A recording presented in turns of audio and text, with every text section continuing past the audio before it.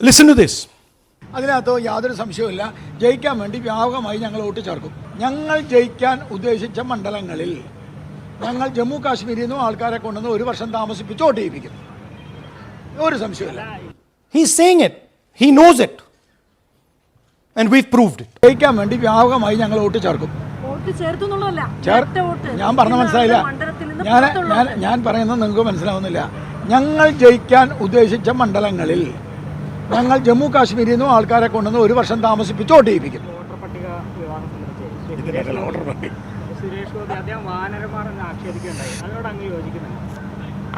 ഈ വാനരന്മാരെന്ന് പറഞ്ഞത് നമ്മൾ എന്ത് ചെയ്താലും അത് അതേ സമയത്ത് നോക്കി അതേപോലെ ചെയ്യുന്ന ആൾക്കാരാണ്. രാഹുൽ ഗാന്ധി എന്താ ചെയ്തത് അതേപോലെ ചെയ്യാൻ ശ്രമിക്കുന്നത് കൊണ്ടാണത്. രാഹുൽ ഗാന്ധി ചെയ്യുന്നതിനകത്ത് ബേസില്ല. മഹാരാഷ്ട്രയിലെ തെരഞ്ഞെടുപ്പ് കമ്മീഷനുമായി ബന്ധപ്പെട്ട വിഷയത്തിൽ ആ പരാതി കൊണ്ടുവന്ന CS ചെയർമാൻ പരസ്യമായി മാപ്പ് പറഞ്ഞില്ലേ?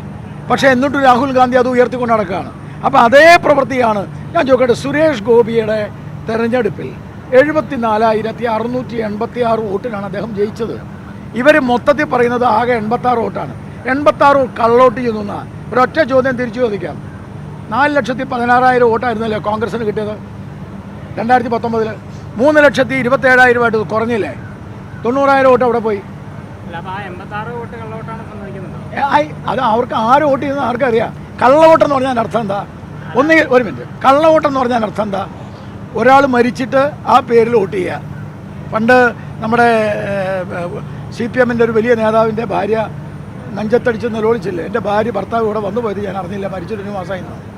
അങ്ങനെ മരിച്ച ആളുടെ പേരിൽ വോട്ട് ചെയ്യുക. അങ്ങനെ ചെയ്തിട്ടുണ്ടോ? ഇല്ല.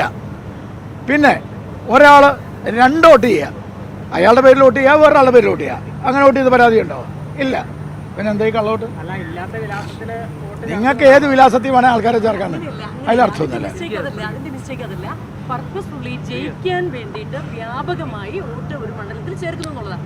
അതിനകത്ത് യാതൊരു സംശയവുമില്ല.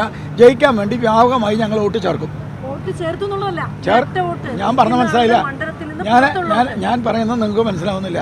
ഞങ്ങൾ ജയിക്കാൻ ഉദ്ദേശിച്ച മണ്ഡലങ്ങളിൽ ഞങ്ങൾ ജമ്മു കാശ്മീരിൽ നിന്നും ആൾക്കാരെ കൊണ്ടുവന്ന് ഒരു വർഷം താമസിപ്പിച്ച് വോട്ട് ചെയ്യിപ്പിക്കും.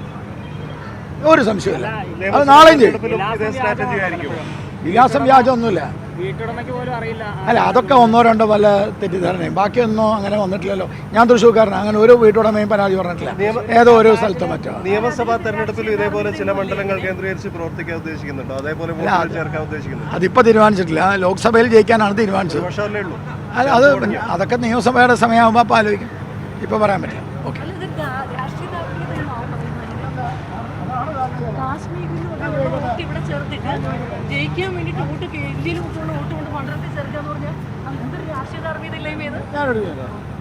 ഞാൻ ജയിക്കാൻ ആഗ്രഹിക്കുന്ന ഒരാൾ ജമ്മു കാശ്മീരിലുണ്ട്. ഞാൻ മത്സരിച്ച് ജയിക്കാൻ ആഗ്രഹിക്കുന്ന ഒരാൾ ജമ്മു കാശ്മീരിലുണ്ട്. അയാൾ ജമ്മു കാശ്മീരിൽ വോട്ട് ചെയ്യാതെ ഇവിടെ വന്ന് അയാൾ എനിക്ക് വേണ്ടിയിട്ട് 1 വർഷം വർക്ക് ചെയ്ത് വോട്ട് ചെയ്താൽ എന്താ ധാർമ്മികത? അപ്പോൾ തിരിച്ചൊരു ചോദ്യമുണ്ട്. BJP-യുടെ ഒരു കാൻഡിഡേറ്റ് ജയിക്കാതിരിക്കാൻ ഇടതുപക്ഷവും വലതുപക്ഷവും ഒരുമിച്ച് ചേർന്ന് 2 പേരും കൂടി പരസ്പരം സന്ധി ചെയ്ത് BJP-യുടെ ആളുകളെ തോൽപ്പിക്കാൻ വോട്ട് വിൽക്കുന്നത് ധാർമ്മികതയാണോ? സുരേന്ദ്രൻ തോറ്റത് 86 വോട്ടിനാണ്. ഇടത് വോട്ടും വലത് വോട്ടും തമ്മിലും അങ്ങോട്ടും ഇങ്ങോട്ടും മറിച്ചു കൊടുത്തിട്ടില്ല തോറ്റത്. അത് അല്ല, ഞങ്ങൾ പിന്നോട്ടുന്നില്ല. അത് ധാർമ്മികതയാണെങ്കിൽ ഇതും ധാർമ്മികതയാണ്.